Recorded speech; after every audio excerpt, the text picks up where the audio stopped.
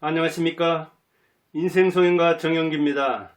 저는 인생성형가로서 제대로 살다 간 사람들, 흑자 인생을 살고도 우리 사회에 개인들에게 기여를 많이 하고 간 사람들을 소개합니다. 오늘은 김영석, 양령의 천사 부부를 소개할까 합니다. 1918년에 91세, 83세였으니까 각각 지금 90대 중반 그리고 80대 후반이겠습니다. 김영석은 실향민 출신입니다. 강원도 평강군 철원에서 더 올라가면 되니까 이게 강원도 중부에 있는 곳. 양령에는 경북 상주 사람입니다. 그런데 이들은 천사부부요, 기부천사가 됐습니다. 인생 난제가 뭡니까? 정말 힘든 일이 돈 벌기죠. 그런데 돈 버는 것보다 더 힘든 것이 뭡니까? 번 돈을 남에게, 피 한 방울 섞이지 않은 사람에게 주는 일입니다. 돈 벌어서 그런데 남 주는 것보다 더 힘든 일이 뭡니까? 자식 농사입니다. 정주영과 이병철도 세상에 마음대로 안 되는 일이 바로 자식 농사라고 했습니다. 그리고 세종도 실패한 일이 자식 농사입니다. 세종이 누구에게 물려줬습니까? 왕자를. 문종이죠. 그 큰아들. 그런데 문종의 또 아들이, 큰아들이 누굽니까? 단종이잖아요.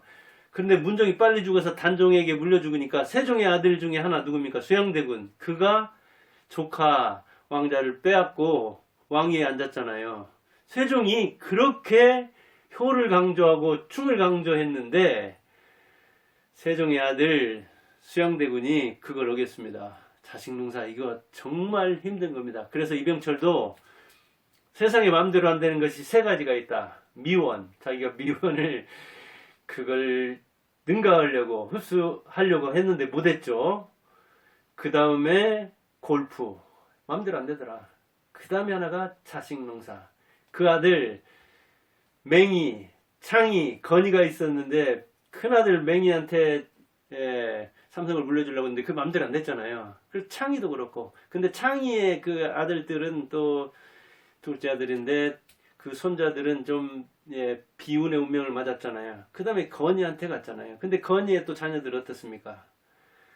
아마 결혼 생활을 정상적으로 하는 사람이 그 네 자녀, 넷인가요? 다섯인가요? 그 자녀 중에 아마 하나뿐일 거래요. 하나는 또 극단적인 선택도 했고요. 이렇게 맘대로 안 되는 그 아들 건이도 또 맘대로 못한 게 자식 농사입니다. 건이는 자식 농사 지으면서 얼마나 외로운지 어려운지 하는 것을 자기는 자녀들하고 외식도 평생에 몇 번 못 해봤다 그렇게 이야기할 정도입니다. 그런데 그 삼성의 승지원에 여기는 이제 업무실이자 영빈관이죠. 뭐라고 써 있습니까? 이병철의 휘호, 공술의 공수거, 돈 열심히 벌어라. 사업은 어떻게 하는 것이다. 그 이야기보다도 빈손으로 왔다, 빈손으로 간다. 왜 이렇게 썼을까요? 사업도 자식도 욕심 부려서는 마음대로 안 된다는 것을 아마 그렇게 이야기했을 겁니다. 이처럼 돈 벌기, 번 돈 남 주기, 그 다음 자식 농사, 이게 난제 중에 난제. 재벌도 못했고 왕도 못했는데 이것을 한 사람이 있습니다. 그것도 바닥에부터 시작해서 아까 이야기한 것처럼 김영석 양령에는 경북 상주 사람, 경상도 올 때 경주, 상주에서 경상도 아닙니까? 그 다음에 실향민, 그 아버지 어머니는 15살에 잃었는데 그 김영석과 양령애가 바닥에서부터 시작해서 이 큰 세 가지 일을 해냈습니다.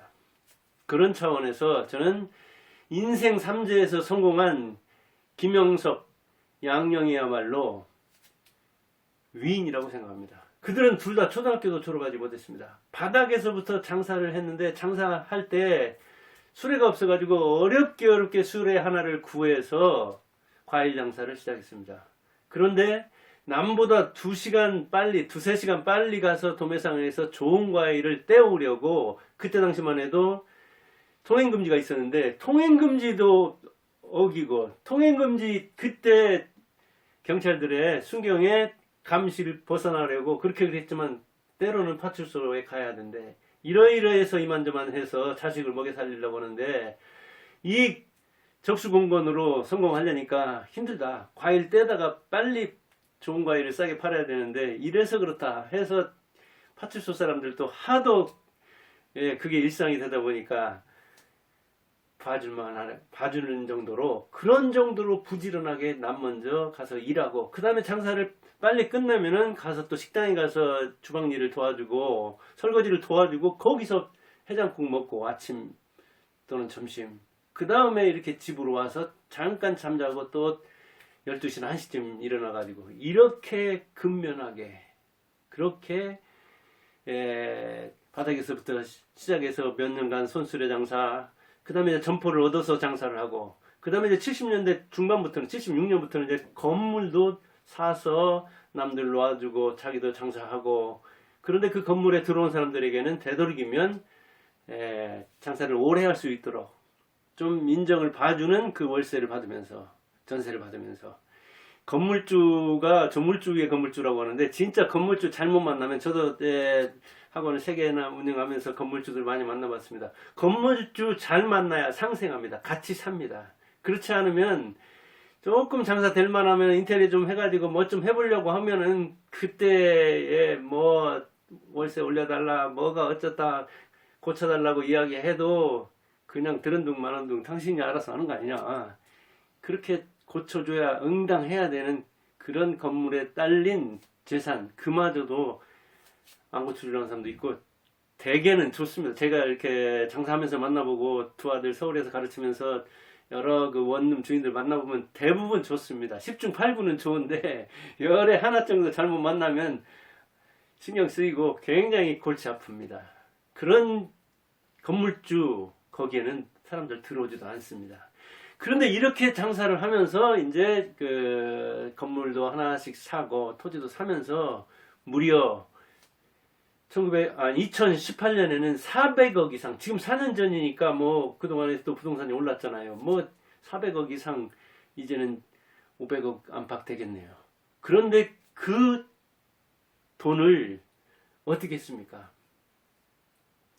생일도 안 쳤고 여행이나 환갑이나 칠순이나 이런 것은 커녕 100원도 아까워가지고 차비를 아끼려고 걸어다니고 그때 전차도 있고 버스도 있고 그럴 텐데 그 다음에는 식당 가서 알바해가지고 밥 해결하고 그 다음에 아이들도 그렇고 기부한 그날도 밥 먹은 게 국고추장아찌라든가 김치라든가 반찬을 뭐 3가지 이상 먹지 않는 그런 상태로 돈을 써본 적이 없는 그런 사람입니다. 그런데 이 큰 돈을 어떻게 해볼까? 돈 써본 적도 없는데 큰데 써야지 생각해가지고 그것을 기부하게 된 겁니다. 노인 평균 자산이 얼마입니까? 아마 4, 5억 될 겁니다.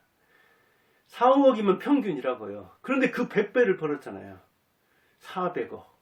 근데 시장에서 비슷한 상품을 팔아가지고 그렇게 번다는 거 이게 쉬운 일이 아닙니다. 같은 기름 파는데 주유소 해가지고 돈 번다든가 비슷한 과일 파는데 과일 장사로 돈 번다든가 비슷한 상품을 팔면서 시장에서 성공하는 거 이거 보통 어려운 일이 아닙니다. 저도 학원을 해봐서 알지만 장사를 이해합니다. 장사로 성공한 사람은 그래서 저는 존경합니다.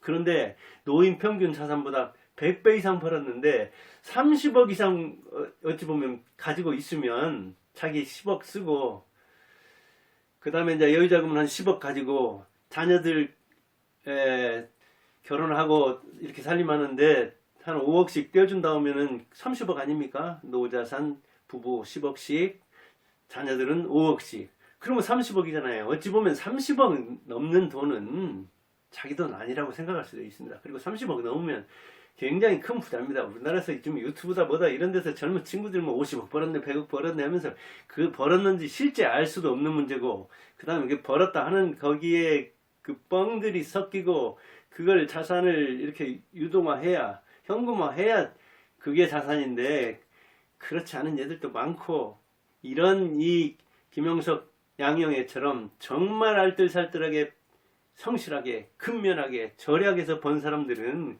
나 이렇게 돈 벌었느라고 폼 안 잡습니다. 어떻게 이걸 크게 쓸 것인가 그런 생각을 하죠. 이렇게 대성한 이 사람들 그런데 알고 보면 장사로 돈 버는 사람들을 무시하는 수가 있습니다. 아직도 산업공상 3인의식이 있어가지고 이 선비가 사요, 공장 다니는 사람이나 상인들은 기업인들을 무시하는 수가 있는데 사실은 정치인들이나 막 교수네 이 사람들이 선비 운운하고 자칭 선비라고 생각하는데 그 사람들보다 제가 볼 때는 천대받으면서도 장사로 돈 버는 사람, 정말 콩 심은 데 콩 나고 팥 심은 데 팥 나는 자기 한 대로 얻는 이 장사야말로 대단한 것이고, 그래서 우리 모두는 사실은 장사입니다. 의사도 변호사도 자격증 딴 다음에는 장사해서 돈 버는 겁니다.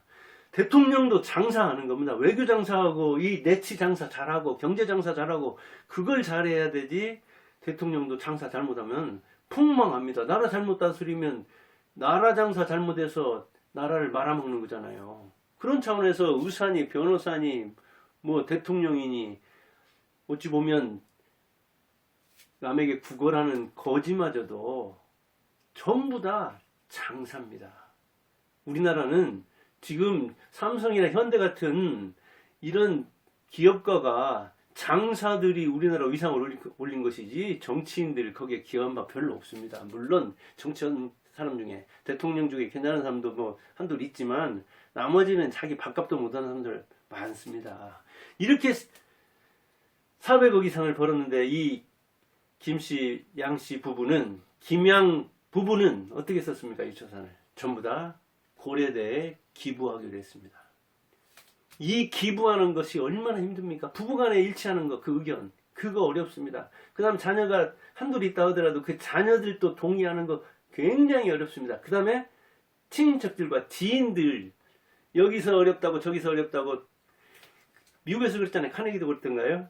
기부한다 보니까 그 기부를 어디다 했으면 좋겠느냐고 조사하니까 그 조사 설문서에서 가장 많이 나온 대답이 뭡니까? 그래요. 나예요, 나 좀 도와주십시오. 나한테 기부하는 게 최고의 기부입니다. 그렇게 생각합니다. 전부 다. 그런데 그 돈을 기부한다는 것, 결정하는 것도 힘들지만 어디에 기부하느냐도 힘든데 고려대에 그 돈을 다 주기로 했습니다. 그러면서 사람들이 그렇게 이 노랭이라는 소리 들으면서 100원도 아끼려고 걸어다니면서 모은 돈을 전부 다 주는 거, 그거 아깝지 않으냐? 그러니까 아깝지 않다. 나같이 부부가 전부 다 초등학교 졸업도 못했는데 이런 무지랭이가, 배우지 못한 사람이 오히려 좋은 대학에 기부해서 인재들이, 가난한 인재들이 공부할 수 있도록, 경제적 어려움 없이 공부할 수 있도록 도와주는 거, 그걸 생각하면, 나도 이런 일을 해냈다는 걸 생각하면 뿌듯하다, 기쁘다 그랬습니다. 그렇습니다. 세상에 와서 어떤 사람은 나라의 짐이 되고 어떤 사람은 은행돈 빌려서 안 갚음으로써 어떻게든 나라 돈은 빼먹는 게, 그 다음에 사기 쳐가지고 자기가 오기 전보다 자기가 떠날 때 사람들에게 피해를 주고 나라에 피해를 주고 안 좋은 모습으로 세상을 만들고 가는 것이 실패요. 그것이 적자 인생이요. 자기가 오기 전보다 자기를 더 풍성하게 만들고 자녀들도 괜찮게 키우고 그 다음에 나라나 다른 사람에게 기여를 하고 이바지를 하고 떠나는 인생, 그 인생이 흑자 인생이고 성공 인생이죠. 그러니까 기쁘다, 그렇게 얘기합니다. 큰아들이 물론 고려대 토목과 나와가지고 그 다음에 그 작은 아들 또 아들이 둘이 있는데 이렇게 미국에 이민 가서 삽니다. 아마 집 사는 데 정도는 도와줬는 겁니다. 집 있고 일 있고 그 다음에 손자들까지 이제 다 컸는데 내가 내 돈을 내가 쓰겠다. 그렇더라도 자녀들이 거기에 동의합니까? 부모 돈을 자기 돈처럼 생각하는 자녀들이 무척 많습니다. 그래서 한 30억 이상만 되면 되게 장래 끝난 다음에 시끄럽지 않은 집안을 찾기가 힘듭니다. 그래서 기부 결정하는 것도 힘들지만 자녀 동의 받는 거, 아니 그 전에 부부가 동의하는 것도 힘들어요. 아 그래도 그렇지, 우리 형제 생각하고 내 자녀 생각하고 내 인생 생각하면 한이 많아서 어떻게 그걸 남을 주느냐.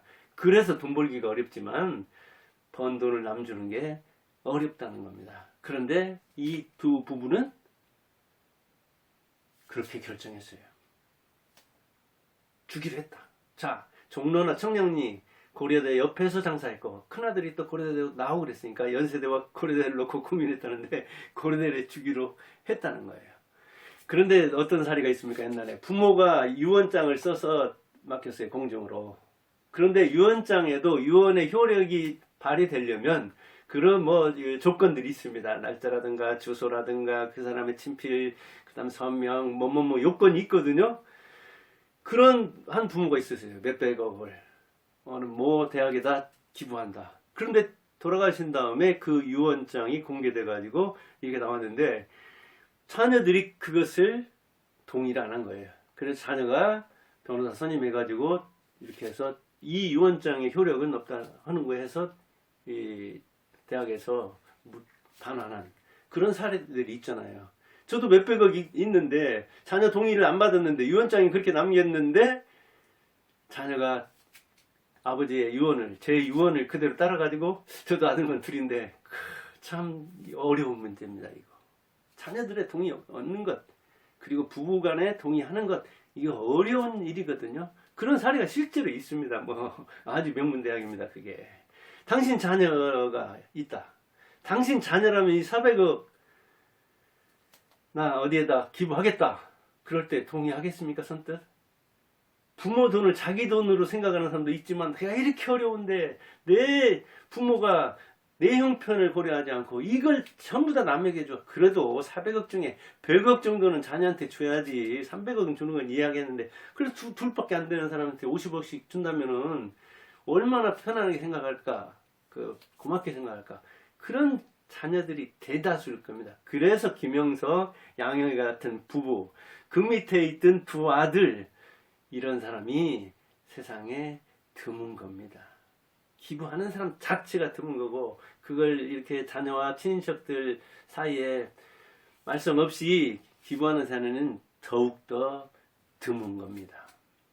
그런데 더 문제는 어떤 사람이 또 썼더라고요, 책에. 자기가 그렇게 기부를 했는데 그래도 그렇지 내가 이렇게 새파랗게 살아있는데 내가 이러이런 취지에 쓰라고 대학에 기부를 했는데 그 장학금을 받았던 사람이 한 명도 나한테 전화 안 하더라. 내가 물론 오른손이 하는 것을 왼손도 모르게 해서 그런 걸 기대한 건 아니다. 그래도 그렇지 학생도 그렇지 대학도 그렇지 이 기부한 사람이 쌩쌩하게 살아있는데 그런 감사 전화 한번 안 하는 게 교수들도 좀 얄밉고 그 학생들 장학 혜택을 받은 학생들도 조금 서운하다 그런 이야기를 하더라고요. 인간이니까 그러죠. 자기를 알아주고 인정해주는 건 누구나 원하는 거 아닙니까? 그리고 그 돈이 정말 괜찮은 사람한테 가서 이게 기부 릴레이 효과를 하나의 미랄의 효과를 내기를 바라는데 때로는 내가 이거 잘못했나? 다른 데다 쓸 걸 그랬나? 자녀들 줄 걸 그랬나? 그런 생각도 들겠죠.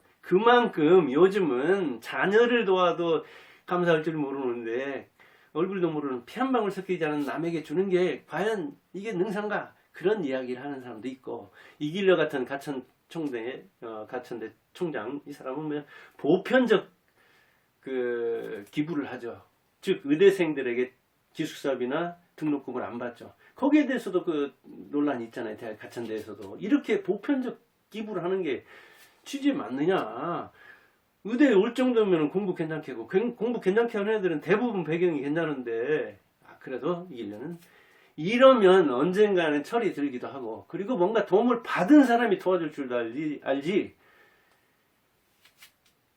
도움 한 번도 안 받았다고 생각하는 사람 자기가 잘나가지고 전부 다 자기 실력으로 자기 돈으로 자기 부모 때문에 이렇게 성공했다고 한 사람은 나라에도 타인에게도 고마울 줄 모른다 하는데 그런 철학을 가진 사람도 있죠. 이길려 같은 사람이.